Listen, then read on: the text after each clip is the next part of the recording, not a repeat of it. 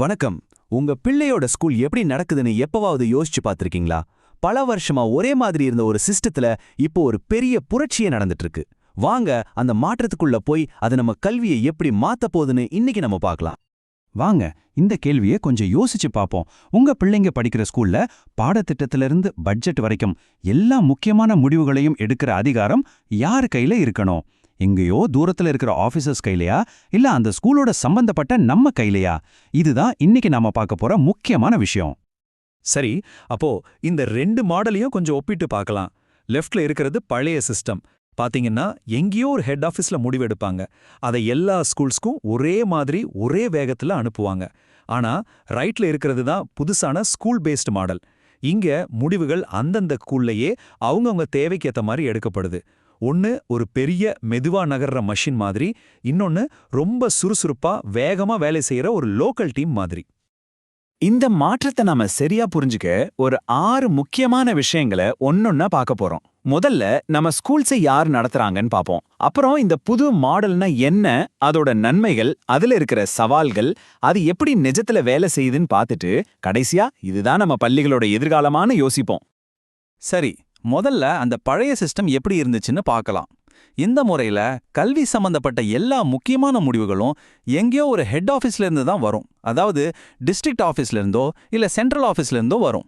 Schools என்ன பண்ணணும்னா அவங்க சொல்றத அப்படியே செய்யணும். அந்தே சொந்தமா முடிவெடுக்கிறதுக்கு அவங்களுக்கு அதிகாரமே கிடையாது. இப்போ நாம விஷயத்தோட மைய புள்ளிக்கு வர்றோம். அதுதான் ஸ்கூல் பேஸ்ட் மேனேஜ்மெண்ட், சுருக்கமா SBMன்னு சொல்லுவாங்க. இது வெறும் ஒரு அட்மினிஸ்ட்ரேட்டிவ் சேஞ்ச் மட்டும் கிடையாதுங்க. இது ஒரு முழுசா புதுசான ஒரு தத்துவம். அப்போ SBMனா என்ன? ரொம்ப சிம்பிளா சொல்லணும்னா முடிவெடுக்கிற அதிகாரத்தை மேலிருந்து எடுத்து நேரா ஸ்கூலுக்கே கொடுக்கறது தான்.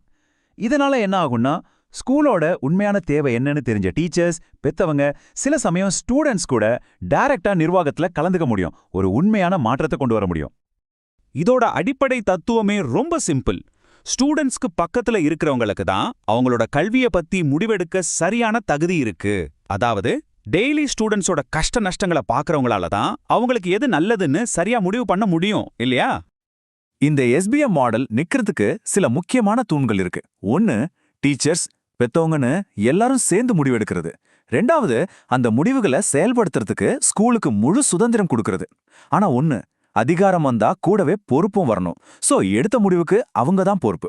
இது எல்லாமே சமுதாயத்தோட பங்களிப்போடையும் டீச்சர்ஸோட தொடர்ச்சியான ட்ரைனிங்கோடையும் சேர்ந்தாதான் இந்த சிஸ்டம் முழுசா ஜெயிக்கும். சரி, இப்படி அதிகாரத்தை லோக்கல் லெவல்ல கொடுத்தா என்னெல்லாம் நல்லது நடக்கும்? இந்த லோக்கல் கண்ட்ரோல் மூலமா என்னெல்லாம் சாத்தியம்னு இப்ப பார்க்கலாம். இந்த புது மாடல்ல கிடைக்கிற நன்மைகள் ஒன்னா ரெண்டா ஏகப்பட்டது இருக்கு. ஒவ்வொரு ஸ்கூலும் அவங்க ஸ்டூடெண்ட்ஸோட தேவைக்கேத்த மாதிரி கல்வியை மாத்திக்க முடியும். இதனால படிப்பு ரொம்ப இன்ட்ரெஸ்டிங்கா மாறும். பெத்தவங்களும் ஊர் மக்களும் முடிவுல பங்கெடுக்கிறதால இது நம்ம ஸ்கூல்ங்கிற உரிமை உணர்வு அதிகமாகும். பணம், பொருள் எல்லாம் சரியா பயன்படுத்தப்படும். வேஸ்டேஜ் குறையும். இது எல்லாத்துக்கும் மேல கடைசியா என்ன நடக்கும்? ஸ்டூடெண்ட்ஸோட கல்வித்தரம் கண்டிப்பா உயரும். எந்த ஒரு நல்ல விஷயத்துக்கும் ரெண்டு பக்கம் இருக்கும் இல்லையா? நன்மைகள் இருக்கிற மாதிரி சில சவால்களும் இதுல இருக்கு. அப்போதான் நமக்கு ஒரு முழுமையான பார்வை கிடைக்கும். வாங்க இதுல என்னென்ன சிக்கல்கள் வரலான்னு அதையும் நாம பார்த்துடலாம். இந்த SBM சக்சஸ்ஃபுல்லா கொண்டு வரதுல நிறைய தடைகள் இருக்கு. உதாரணத்துக்கு, சில ஸ்கூல்ஸுக்கு நிறைய ஃபண்ட்ஸ் கிடைக்கலாம், ஆனா சில ஸ்கூல்ஸ் கஷ்டப்படலாம். அதே மாதிரி முடிவு எடுக்கிறதுல அனுபவம் இல்லாததால தப்புகள் நடக்க வாய்ப்பு இருக்கு. இன்னொரு பெரிய பிரச்சனை என்னன்னா, சில சமயம் நாட்டுக்கான பெரிய கல்வி இலக்குகளை மறந்துட்டு சின்ன சின்ன லோக்கல் பிரச்சனைகளுக்கு மட்டுமே ரொம்ப முக்கியத்துவம் கொடுத்துடுவாங்க. ஆனா இந்த எல்லா சவால்களையும் விட ஒரு பெரிய தடை இருக்கு. அது என்ன தெரியுமா? மாற்றத்தை ஏத்துக்க மறுக்கிறது. வருஷக்கணக்கா பழகுனா ஒரு சிஸ்டமை விட்டுட்டு புதுசா ஒண்ணுக்கு மாறுறது டீச்சர்ஸ்க்கோ, பெத்தவங்களுக்கோ, அதிகாரிகளுக்கோ கொஞ்சம் கஷ்டமா தான் இருக்கும். இந்த ஒரு தடையை தாண்டது தான் இந்த மாடலோட வெற்றிக்கு ரொம்ப ரொம்ப முக்கியம். இவ்வளோ நேரம் தியரிய பத்தி பேசிட்டோம். இப்போ பிராக்டிக்கலா நிஜத்துல இந்த SBM சிஸ்டம் எப்படி வேலை செய்யுது, அதோட உண்மையான அப்ளிகேஷன்ஸ் என்னன்னு பார்க்கலாம். SBMங்கிறது வெறும் பேப்பர்ல இருக்கிற ஒரு ஐடியா மட்டும் கிடையாது. இது நிஜமாவே ஸ்கூல்ஸ்ல பெரிய பவர்ஃபுல்லான மாற்றங்களை கொண்டு வரக்கூடிய சில திட்டங்களுக்கு அடித்தளமா இருக்கு. அது எப்படின்னு சில உதாரணங்களை பார்த்தா நமக்கே புரியும். முதல் application school based curriculum management. சிம்பிளா சொல்லணும்னா, ஒரு விவசாய கிராமத்துல இருக்கிற ஸ்கூல் விவசாயம் சம்பந்தப்பட்ட பாடங்களை கொண்டு வரலாம். அதே மாதிரி ஒரு கடற்கரையோர பகுதியில இருக்கிற ஸ்கூல் மீன்வளம் பத்தி சொல்லித் தரலாம். இதனால படிப்பு பசங்களோட வாழ்க்கையோட நேரடியா கனெக்ட் ஆகும். ரெண்டாவது, டீச்சர்ஸ்க்கான ப்ரொஃபஷனல் டெவலப்மெண்ட். வழக்கமா எல்லா டீச்சர்ஸ்க்கும் ஒரே மாதிரி ட்ரைனிங் கொடுப்பாங்க. ஆனா இந்த சிஸ்டம்ல ஒரு ஸ்கூல் டீச்சருக்கு கம்ப்யூட்டர் ஸ்கில்ஸ் வேணும்னா அதுக்கு ட்ரைனிங், இன்னொரு ஸ்கூல்ல ஸ்பெஷல் ஸ்டூடெண்ட்ஸை ஹேண்டில் பண்ண ட்ரைனிங் தேவைப்பட்டா அதை மட்டும் கொடுப்பாங்க. இது டீச்சர்ஸோட நேரத்தையும் ஸ்கூலோட பணத்தையும் மிச்சப்படுத்தும் இல்லையா? மூணாவதா, பின்தங்கி இருக்கிற ஸ்கூல்ஸை மேலே கொண்டு வர்றது. சில ஸ்கூல்ஸ் படிப்புலையோ இல்ல மற்ற விஷயங்கள்லையோ பின்தங்கி இருக்கும். அவங்கள அப்படியே விட்டுடாம டேட்டாவை வச்சு அந்த ஸ்கூலோட உண்மையான பிரச்சனை என்னன்னு கண்டுபிடிப்பாங்க. அப்புறம் அதை சரி பண்றதுக்குன்னு ஒரு ஸ்பெஷல் பிளான் போட்டு அந்த ஸ்கூலை மறுபடியும் நல்ல நிலைமைக்கு கொண்டு வர இது ஹெல்ப் பண்ணும். சரி, இவ்வளோ விஷயங்களையும் பார்த்ததுக்கு அப்புறம் அப்போ இதுதான் நம்ம ஸ்கூல்ஸோட ஃபியூச்சரா? இந்த மாடலோட உண்மையான வெற்றி எதுல இருக்குன்னு இப்ப சுருக்கமா பார்க்கலாம். கடைசியா ஒரு முக்கியமான விஷயத்த நம்ம புரிஞ்சுக்கணும். இந்த ஸ்கூல் பேஸ்ட் மேனேஜ்மெண்ட்ங்கிறது எல்லா பிரச்சனைக்கும் ஒரு மேஜிக் தீர்வு கிடையாது.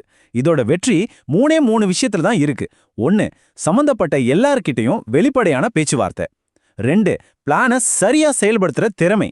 3வது, ரொம்ப முக்கியமா, பசங்களோட வெற்றிக்காக எல்லாரும் சேர்ந்து காட்டுற அந்த அர்ப்பணிப்பு.